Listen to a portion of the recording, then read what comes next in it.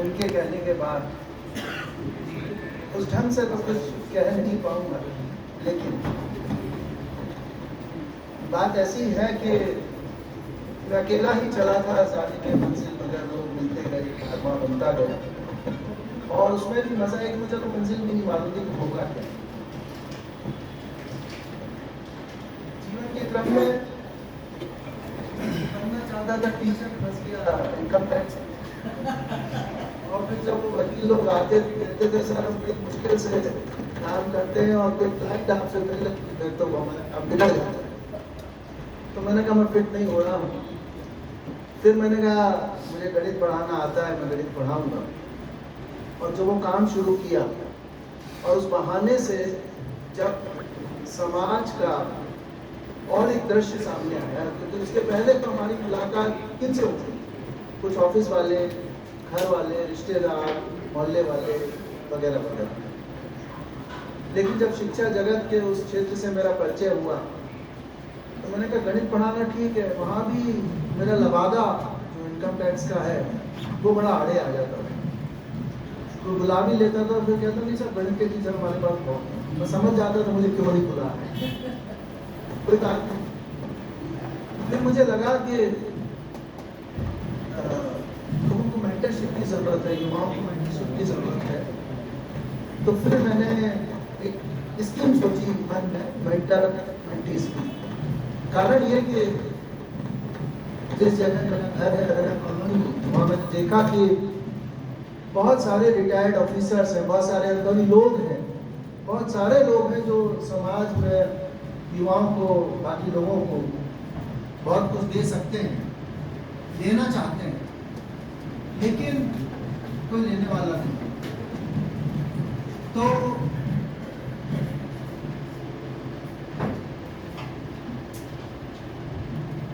ठीक है, तो फिर वो एक सिलसिला चला, नागपुर से शुरू हुआ। वहाँ मैंने मेंटर्स को जोड़ा, लोगों को जोड़ा और एक अच्छी ह्यूमन लाइब्रेरी बन गई।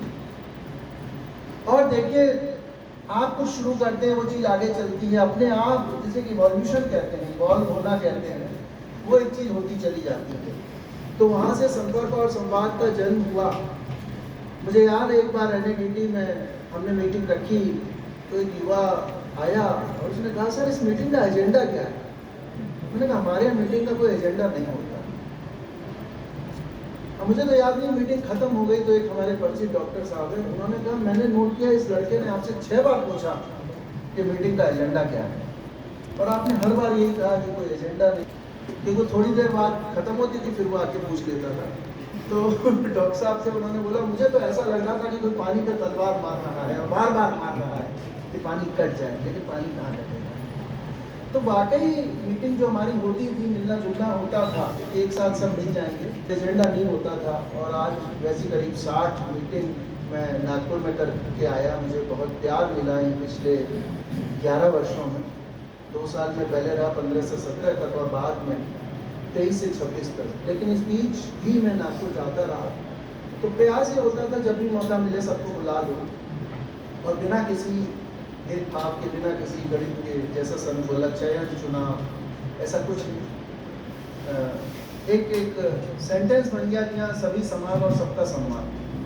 तो उस नाते से चीज होती गई, लोग जुड़ते गए। और फिर एक विषय आया कि जब संजय सर चले जाएंगे तो क्या, तो भी आज खुशी की बात है कि आज ही के दिन 21 जून को नागपुर में भी एक मीटिंग हो रही है, और वो भी उतने ही जोरों से हो रही है जैसे पहले। तो कहीं ना कहीं वो लोगों के बीच बात आई। मेरा प्रयास यही है कि संपर्क संवाद के माध्यम से, ये कुछ व्यक्तिगत आयोजन नहीं है, बल्कि ये हमारे हिंदुस्तान की, हमारे देश की एक परंपरा थी, परंपरा है, परंपरा रहेगी।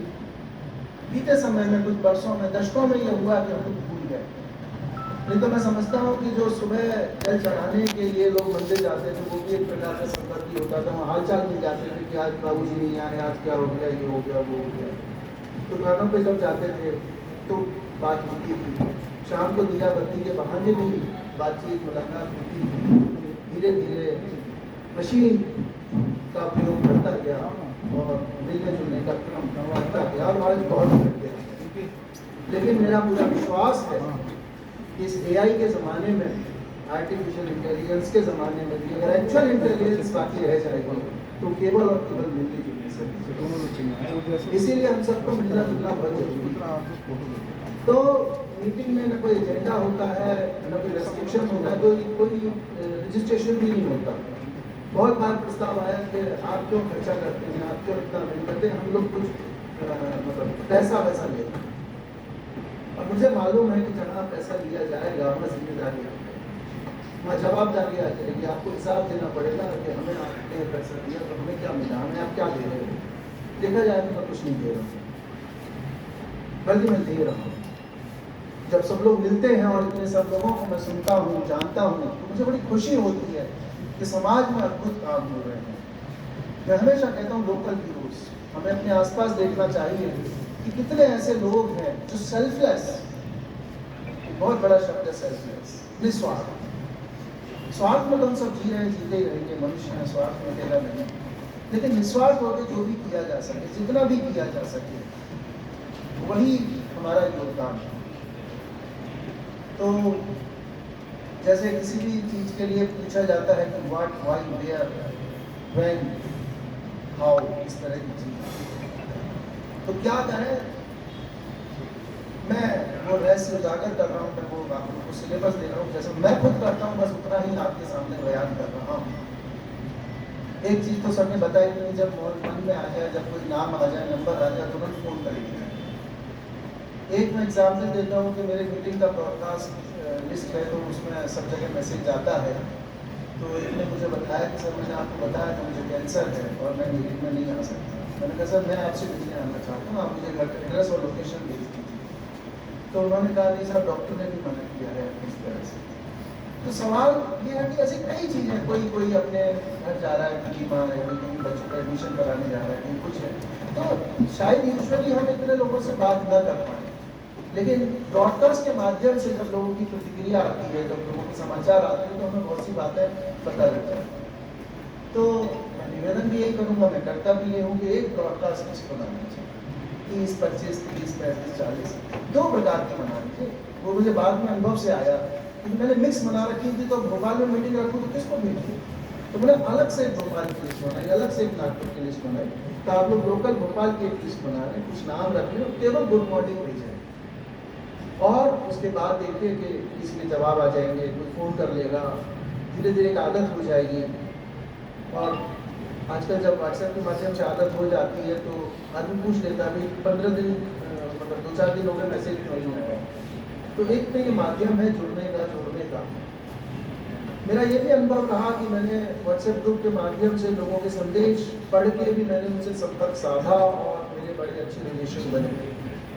पटना में एक श्रीवास्तव साहब हैं जो कि जिन्होंने 13-14 किताबें लिखी हैं तमाम इतिहास और चीज़ों के ऊपर। तो मेरी याददाश्त ऐसी है कि लाइब्रेरी की किताबों के ऊपर सिर्फ एक कलेवर जो होता है, ऊपर का कवर जो होता है वो मुझे याद होता है, लेकिन वो किताबें बड़ी गहरी, उनके अंदर बहुत कुछ छिपा है। तो ऐसे अनेक उदाहरण हैं। जस्ट एक चीज़ के लिए कह रहा हूँ, अगर आप लोगों को मैसेज भेजेंगे, लोगों से मिलेंगे, लोगों के पास जाएंगे, मेरा भी प्रयास रहता है। मैं वापस भोपाल आया हूँ तो मेरा प्रयास रहेगा कि हर दिन एक उद्देश्य मेरा रहा, वो किताब में भी लिखा है कि प्रतिदिन एक दिल और दिमाग को छू कर गुजरना। काम तो हम सब कर रहे हैं, अपना नौकरी व्यापार कर रहे हैं, लेकिन अगेन सेल्फलेस होकर किसी एक के दिल और दिमाग को अगर छू कर निकला तो उस प्रयास में हम बहुत पनम जाएंगे, हम बहुत आगे बढ़ जाएंगे। पूरी तरह स्वार्थ है, दिखने को ये परमार्थ। आचार्य रामचंद्र शुक्ल ने भी कहा है कि परोपकार उच्च कोटि का, स्वार्थ चिंतन ही तो है। तो बेसिकली व्यक्ति जो कर सकता है वो करे। बिल्कुल स्वभाव की बात करी तो ये स्वभाव बन गया, बनता चला गया, और इससे आराम बहुत मिला। इससे लाभ जो हुआ सो हुआ, इससे मेरा अस्थमा खत्म हो गया। मैं हाईली अस्थमैटिक था, साइकोसोमैटिक था, लेकिन जब मेरा दिल दिमाग जीवन एक हो गया और जब मैं सहज भाव से, सहज स्वीकृति से मिलने लगा, जुड़ने लगा, तो कष्ट खत्म हो गया। अब इसमें आड़े क्या आता है, रुकावट क्या आती है? रुकावट एक आती है कि हम लोगों को जज करते हैं। और जज कैसे करते हैं हम लोगों को अपने पैमाने से, अपने स्केल से जज करते हैं, ऐसा होना चाहिए, ऐसा नहीं होना चाहिए। तो मैं एक बहुत साधारण सा उदाहरण देता हूँ कि जब हम सब्जी मंडी जाते हैं तो वहाँ कुछ जज नहीं करते, हमें जो सामान खरीदना है केवल उसी दुकान पे जाते हैं, बाकी दुकान पे क्या बिक रहा है, कितने में बिक रहा है, क्या हम ध्यान देते हैं। ऐसी समाज है, सब चीज़ें सब अपनी जगह चल रही हैं, सब व्यवस्था अपनी जगह चल रही है, तो उसमें हम अपने मतलब की चीज़ छांट लें, हम अपने मतलब का देख लें।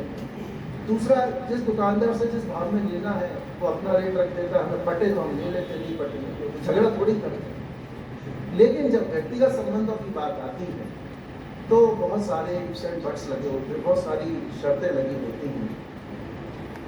हिंदी गानों का मैं शौकीन हूँ, तो एक गाने की लाइन है कि कोई शर्त होती नहीं प्यार में, मगर प्यार शर्तों पे तुमने किया, नजर में सितारे जो चमके जरा बुझाने लगी यार। तो कोई शर्त होती नहीं प्यार में। गलती हम लोग ये करते हैं कि हम कभी कभी संबंधों में, प्यार में शर्तें लगाते हैं। और संबंधों का एक बड़ा अजीब खेल है कि जिनसे हमारे संबंध गहरे होते हैं उनके बारे में हमें जानकारी बहुत होती है। विशेषकर पति पत्नी का गहरा रिलेशन है, जहाँ ऐसे वाक्य आते हैं, तुम्हारी तो रग रग से मैं वाकिफ हूँ, मुझे पता है तुम्हारे खून कितना बह रहा है, जहाँ इतनी गहराई है। और मजे की बात, वहाँ उतनी ही लड़ाई है, वहाँ उतनी ही ऐसा नहीं, प्यार तो है लेकिन स्वीकार्यता में सहजता आसानी से नहीं। तो हमेशा कोई कुछ कह रहा है, आप इतना बोल दीजिए आप सही हैं, बड़ा खुश हो जाए। अब आप कहें ऐसा कैसे बोलूँ, सही नहीं है। अरे भाई, आपसे जजमेंट नहीं चाहिए कि वो सही है कि नहीं है, आप तो मुंह से कह दीजिए वो सही है, और फिर खुद को भी बचा लीजिए। अगला वाक्य होगा आप सही हैं अपनी जगह, लेकिन वस्तु का हर आदमी अपनी जगह सही होगा। आप खुद में तोले कि हमने कभी किसी से कुछ गलत कहा नहीं कहा। यदि आवेश में आकर कहा, क्रोध में आकर कहा, कुछ गंदा कहा, तो भी वो सही इस मायने में हम उसके लिए स्पष्टीकरण दे देंगे, नहीं उस समय ऐसी परिस्थिति थी। तो बहुत सारे अनावश्यक विवादों से बचते हुए भी हम अपना संपर्क और संवाद बढ़ा सकते हैं। हर जगह ये तो बताया जाता है क्या करना है, मैंने भी बता दिया, संपर्क संवाद करना है, ब्रॉडकास्ट करना है, मिलना जुलना है, फोन करना है, और आप किसी से बस पूछ लीजिए क्या चल रहा है, क्या नया कर रहे हैं, कैसे हैं, तबीयत कैसी है, परिवार कैसा है। 4-5 क्वेश्चन में तो पूरी कथा कहानी सुना देगा, आधा घंटा, 1 घंटा, 2 घंटा। मैंने 3.5 घंटा सुनाई कर दी। 3.5 घंटा सुनने के बाद जब मैंने कहा मैं समराइज करता हूँ, तो मैं जैसे ही 2-1 वाक्य बोलता तो कहते नहीं और भी है। मैंने कहा हाँ मैं समझ रहा हूँ, लेकिन उसका यही तो मतलब है, यही तो मतलब है, यही तो मतलब है करके 3.5 घंटे की बात 15-20 मिनट में समराइज कर पाया। तो उन सज्जन की उम्र थी 76 वर्ष। उन्होंने यही कहा, संजय सर अगर इन 76 वर्षों में किसी ने मुझे ये सब सुन लिया होता ना, तो मैं आज उतनी तकलीफ में नहीं होता।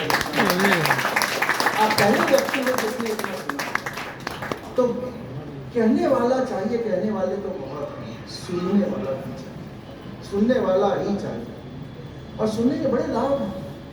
काउंसलर की तो कमाई पूरी सुनने में ही है, वो कहने के पैसे नहीं लेता है, वो सिर्फ सुनने के पैसे लेता है। और बढ़िया काउंसलिंग का सिद्धांत भी वही है कि व्यक्ति के खुद के अंदर से जो है सॉल्यूशन निकल गया है। आप सबने सुना होगा सोक्रेटिक मेथड में सुकरात क्या करते थे, सिर्फ प्रश्न पूछते थे, बस प्रश्न पूछते पूछते सामने वाला खुद ही जवाब दे जाता था और उसका समाधान भी खुद ही हो जाता। तो अगर हम लोग सोक्रेटिक मेथड यूज कर पाए, हालांकि इतना धैर्य किसी के पास होता नहीं, क्योंकि सॉल्यूशन तो हमारे पास बहुत सारे, हम तो पहले देने को तैयार हैं, हम सॉल्यूशन मास्टर हैं, लेकिन हमारा सॉल्यूशन वो हमारे हिसाब से है, दूसरे का सॉल्यूशन उसके हिसाब से। तो बातें बहुत सारी हैं, लेकिन अब समय भी काफ़ी हो गया है, और मैं समझता हूँ गुप्ता साहब ने ऐलान किया था कुछ खाने वाने का अभी तो चल सकता है, बोले टाइम है आप बोलते रहो तो चलिए थोड़ा समय और मिल गया मेरे। तो अगर मेरा उद्देश्य यही है, ये एक व्यक्तिगत प्रयास तो है, लेकिन ये एक संस्कृति का अंग है, और इसी प्रकार इसीलिए इस तरह की एक संस्कृति डेवलप होनी चाहिए। हम लोग मिले या मीटिंग करें अपने अपने स्तर पे, अपने अपने तरीके से। कुछ मैं योजना सोचता रहता हूँ, प्रबंध सोचता रहता हूँ। मैंने कहा मैं आपके घर चाय पीने आऊँ, बोले आइए सर, बहुत अच्छी बात है। मैंने कहा शर्त है, फीस लगेगी। मैंने कहा 3 लोगों को और बुलाइए। आज के ज़माने में सोच के देखिए, अगर किसी को बोले कि भाई आप अपने घर 3 लोगों को बुलाइए, उसको 3 लोग बुलाना भारी पड़ेगा। लेकिन आप लोगों के सामने मेरा खुला आमंत्रण है कि जो भी कोई 3 लोगों को बुला लेगा, मैं उसमें चाय, मुझे बड़ा अच्छा लगता। सोचिए, जब 4-5 लोग बैठेंगे, आधा पौना घंटा बैठेंगे, तो निश्चित रूप से वो बातें होंगी जो किसी गूगल में नहीं मिलती, वो बातें होंगी जो किसी इंस्टा पे नहीं मिलती, वो बातें होंगी जो हम कभी और कभी नहीं कह पाते, और शायद उस समय मोबाइल भी यूज नहीं करेंगे, क्योंकि जैसे ही अकेले होते हैं एकदम खलबली मस्त, मोबाइल मोबाइल। तो कम से कम उस आधा 1 घंटे मोबाइल नहीं रहेगा।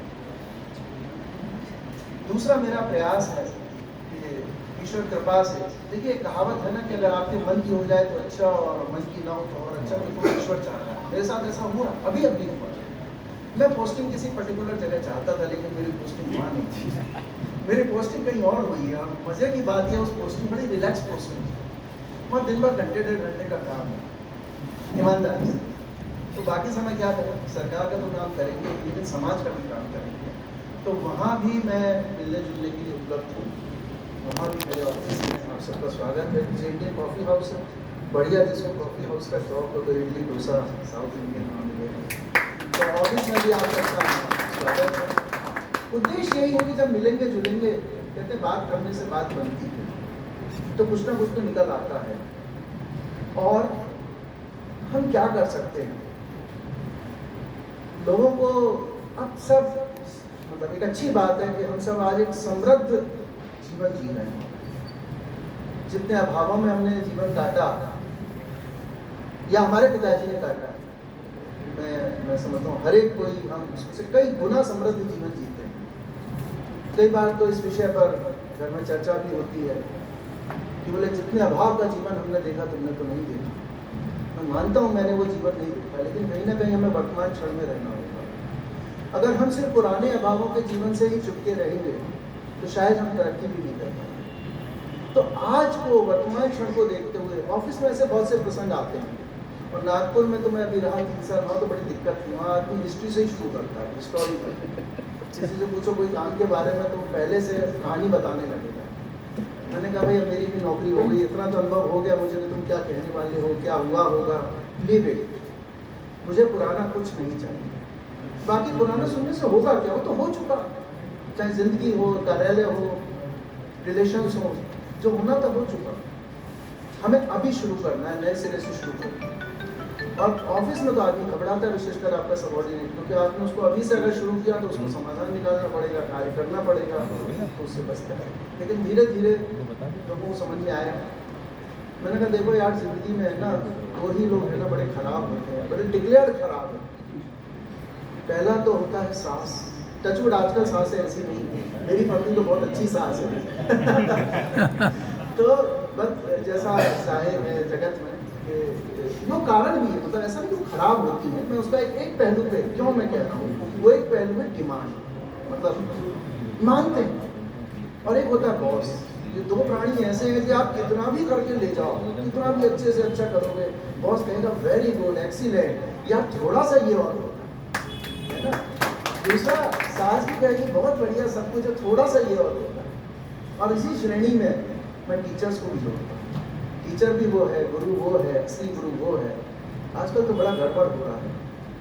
छात्र की औकात नहीं 20 नंबर की देने पड़ रहे हैं 80 नंबर, लेकिन पहले ऐसा नहीं था, बड़े चुन चुन के नंबर दिए जाते थे।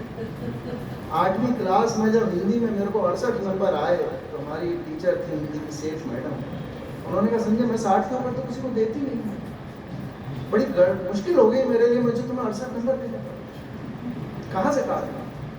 तो वो जमाने थे, वो बातें थी। लेकिन बॉस के बारे में तो नहीं कहूँगा, वो तो खैर एक व्यावसायिक रिलेशन है। लेकिन जहाँ सास या पति पत्नी है, इस तरह के गुरु मिल जाए। आज मैं बहुत सौभाग्यशाली हूँ, हमारे बीच आदरणीय डॉक्टर डी मिश्रा साहब बैठे हैं, जो मेरे गुरु हैं, गुरु रहे हैं। और तो जीवन में इतना प्यार, इतना ये सब मिला है, तो एक दायित्व बन जाता है, एक कर्तव्य मेरा बन जाता है कि इसको किस ढंग से लौटाऊं। अच्छा, मैं कहता हूँ सब कुछ मैं दे सकता हूँ, आ जाओ, सब कुछ मैं दे सकता हूँ सिवाय धन के, क्योंकि लोग बड़ी अपेक्षा से आते हैं। तो मैंने कहा देखो, दो चीज़ें मैं नहीं करता। ये सब मैं अपने लिए जब कह रहा हूँ तो ये सब पे लागू होती है। ये एक एजेंडा बोल लें, ये एक प्रक्रिया बोल लें, व्यवस्था बोल लें, जो हम सब कर सकते हैं। तो मैंने कहा दो चीज़ें मैं नहीं करता हूँ। एक तो मैं फंड रेजिंग नहीं करता हूँ, जो बहुत से लोग अपेक्षा से आते हैं, साहब इनकम टैक्स में किसी को बोल दीजिए CSR हो जाएगा, ये हो जाएगा, वो हो जाएगा। मैंने कहा जिस दिन मैंने फंड रेजिंग चालू की तो उस दिन वो सबने जो 3 शब्द बताए, कहीं ना कहीं उसमें कुछ गड़बड़ हो जाएगा, बड़े अधिकारी हैं और क्या क्या है। तो फंड रेजिंग मैं नहीं करता हूँ। दूसरा, बहुत से लोग आते हैं कि साहब आप है ना कुछ लोगों के नाम दे दीजिए, कुछ जो है बिजनेस प्रमोशन, तो मैंने कहा वो भी मैं नहीं करता हूँ। एक अनुभव संपर्क संवाद की मीटिंग का ये बताता हूँ कि नॉर्मली हम अटेंडेंस लेते हैं तो कई लोग फोटो खींच लेते हैं और कोल्ड कॉलिंग जैसे कहते हैं, वेबसाइट में बहुत कोल्ड कॉलिंग भी करते हैं। तो एक आध बार किसी को कुछ शिकायत हुई तो हमने कहा देखिए भाई, मीटिंग के बाद होने वाले किसी भी लेन देन, किसी भी व्यवहार में संपर्क संवाद का कोई दखल नहीं है। डिस्क्लेमर देना बहुत जरूरी है। नहीं तो उन्होंने कहा संपर्क संवाद का इतना नाम है तो चलिए फ़ायदा उठा ले, बोले मैं फलाने से बोल रहा हूँ। तो मैंने कहा उसके बाद का नहीं है, क्योंकि वो अलग है। तो हमने कहा हमारे यहाँ हर जो इवेंट है, हर जो मीटिंग है, अपने आप में परिपूर्ण है। इसका न पीछे न भूतो न भविष्य, क्योंकि हर बार नए लोग आएंगे। और एक उपलब्धि कह लें, एक ईश्वर की कृपा कह लें, नागपुर में ये रही कि भोपाल में भी है वो, और आगे भी रहेगी, स्वाभाविक है। क्योंकि जब चीज़ अच्छी होती है तो लोग दूसरों को बताते हैं, जब दूसरों को बताते हैं तो दूसरों को देखा रहा होता है। तो हमारी मीटिंग में जिन लोगों को हमने न्योता भेजा होता है, जानकारी भेजी होती है, उसके अलावा भी कई बार नए नए लोग आते हैं और जुड़ते हैं। तो बस ये जोड़ जुड़ाव का सिलसिला है। मुझे मान सम्मान भी उसी से मिला, पहचान भी उसी से मिली, और एक ऐसा एक अच्छा कार्य मिल गया, एक ऐसी चीज़ मिल गई जो अगले 50 साल तक और मेरे जीवन की अंतिम सांस तक ये तो रहने वाली है, तो चलने वाली है। और इच्छा मेरी यही है कि आप सब भी अपने अपने स्तर पे 2-4-6 नए संपर्क, पुराने संपर्कों को खाना पहुँचना, निराई गुड़ाई करना, वो मैं करता रहता हूँ। जैसे खेत को करते हैं तो फ़ोन वोन कर लेता हूँ, बड़ा अच्छा लगता है। क्योंकि आने वाले समय में, विशेषकर अगले दशक में, इस चीज़ की बहुत आवश्यकता है। क्योंकि आदमी धीरे धीरे बहुत अकेला होता जा रहा है और उसके लिए संकोच छोड़ना होगा। यहाँ पर मैं 5 शब्द का उल्लेख कर देता हूँ जो नॉर्मली मैं छात्रों के लिए कहता हूँ, लेकिन वो हम सब पर भी लागू होते हैं कि अगर जीवन में कुछ तरक्की करना है, कुछ बनना है, तो आप इन 5 शब्दों के मर्म को और तत्व को पहचान लीजिए और अपना लीजिए। मैंने तो कोशिश की। पहला तो है भूखा। नेगेटिव शब्द है लेकिन उनका अर्थ बड़ा पॉजिटिव है कि भूखा हो जाओ। जब तक भूख नहीं लगेगी तब तक आदमी को कुछ पाने की इच्छा नहीं होगी। आजकल दिक्कत वही है कि चूँकि संघर्ष कम हो गया है तो गुणवत्ता भी कम हो गई है, संघर्ष में बढ़ जाती है। तो भूखा हो जाओ। दूसरा है नंगा। नंगा हो जाओ। दरअसल में बहुत आवरण ओढ़े रहते हैं। महाभारत की कथा सबको पता है कि दुर्योधन की मृत्यु ना होती अगर वो पूर्ण रूप से नंगा हो गया, उसकी सुरक्षा हो जाती। तो यहाँ अर्थ केवल इतना है कि अगर आप आवरण रहित हो जाएं, पारदर्शी हो जाए, जैसा हूँ वैसा हूँ, तो सरने का स्वभाव में रहना। मुझे पता नहीं था गीता में भी ये लिखा हुआ है, लेकिन अच्छी अच्छी बातें हर जगह लिखी हुई हैं। तो अगर हम अपने स्वभाव में वास्तविक रूप से रह पाए, और इस दिखावे की आवश्यकता क्यों?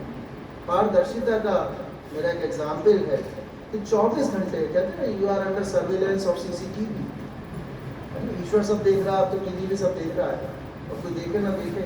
अगर आप ये सोच लें कि मुझे हर समय हर कोई देख रहा है और उस पूरे की वीडियो रिकॉर्डिंग, लाइव रिकॉर्डिंग, बल्कि किसी बड़े चौराहे, TT नगर या विक्टर मार्केट किसी भी चौराहे पर दिखाई जा रही है, तो उसको देखकर भी हमें शर्मिंदगी ना हो, या हमें सोचना ना पड़े, या हमें कोई जवाब न देना पड़े, ऐसा जीवन अगर हो जाए तो वही सच्चे अर्थों में ट्रांसपेरेंट जीवन।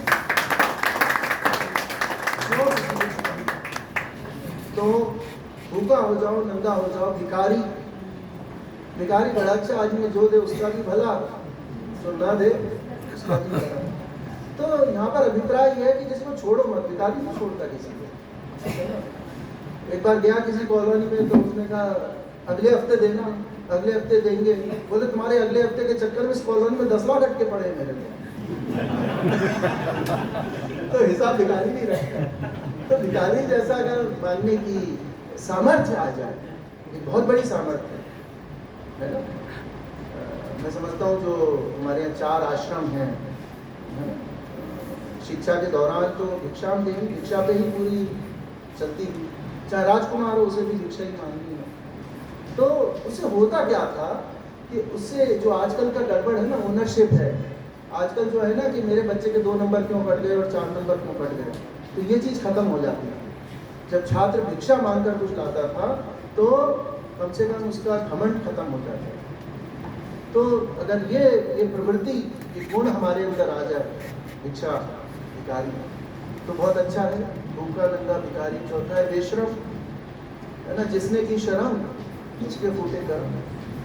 तो बेशरम का अभिप्राय से केवल इतना है कि कुछ रखना नहीं है अपने पास बचा के, या कुछ संकुचाना नहीं है, संकोच नहीं करना है। मतलब होता ये था कि मुझसे बनावट नहीं होती तो बोले यार तुम्हारा तो चेहरा ही सब कुछ कह देता, तो मैं कहने की जरूरत नहीं है। तो ये एक अपने आप ही शायद ये कुछ आ जाता है। तो अगर व्यक्ति सब प्रयास अपनी पूरी चेतना के साथ, जागरूकता के साथ ऐसा करना शुरू कर दे कि भूखा नंगा भिखारी और बेशरम हो जाए। और आखिरी है जुनून। जुनून मतलब पागलपन, कि ऐसा जुनून हो कि भूख प्यास की एहसास ना हो, समय का एहसास ना हो। तो अगर ऐसा किसी कार्य में हम रत हो जाए, ऐसा किसी लक्ष्य की ओर लग जाए, तो ये है। और फिर एक साधे सब समय। मैंने बहुत सारे प्रयास किए, नौकरी की अधिक प्रयासों की आवश्यकता नहीं थी, लेकिन प्रयोग करता रहता था। बहुत सारी चीज़ों के अनुभव से गुजरा मैं, विपश्यना है, आर्ट ऑफ लिविंग है, बहुत सारी चीज़ों से। अल्टीमेटली मुझे यही समझ में आया कि सिखाने वाले श्वास पे ही पूरा कार्य सिखा रहे हैं। और जीवन के लिए श्वास की तरह अगर कोई चीज़ है, नमक शक्कर की तरह है, या इस तरह की कोई चीज़ है, तो वो संपर्क और संवाद है। सबसे सरल है, कोई पैसा वैसा लगता नहीं, स्वयं की काबिलियत है, स्वयं की हिम्मत है, थोड़ा थोड़ा करते हैं और बढ़ते रहिए। तो यही मेरा आह्वान है। और मैं हमेशा हर प्रकार से हर किसी चीज़ के उपलब्ध हूँ, क्योंकि मुझे लालच ही होता है उसमें कहीं मेरी सामर्थ्य पड़ेगी। अगर कोई मुझसे कोई काम बोलता है, और कई बार लोग अजीब से भी काम बोलते हैं। अभी कुछ 1 महीने पहले खबर आई, साहब वो बच्चे के है ना नंबर कम आए, या तो उस कॉलेज में कोई पहचान का है क्या। मैंने कहा भाई ये अधर्म मुझसे न कराओ, नंबर बढ़वाने का काम मैं नहीं करता हूँ। लेकिन लोगों की अपेक्षा के स्तर तक मैं नहीं पहुँच सकता हूँ, उनकी अपेक्षाओं के स्तर बहुत होते हैं, मेरे करने के स्तर जो है बड़े लिमिटेड हैं, सीमित हैं। लेकिन जितना भी है हम सब करते रहें, अनवरत करते रहें। ईश्वर भी मुझे शक्ति दे, आप सबके लिए भी मेरी शुभकामनाएं हैं। और मैं बहुत बहुत धन्यवाद, मैं बहुत बहुत कृतज्ञ हूँ। तो आज ये अच्छा लग रहा है कि मेरी संस्था में आपको, और आप लोगों की ऊर्जा ही मेरी वास्तविक ऊर्जा है। अगर आप लोग ना हो तो मेरे पास इतनी ऊर्जा नहीं है, कुछ ऐसा नहीं है विशेष। तो भविष्य में हम सब इसी प्रकार मिलते रहें, मिलजुल कर आगे बढ़ते रहें, यही प्रार्थना, यही कामना। और बहुत बहुत धन्यवाद सभी।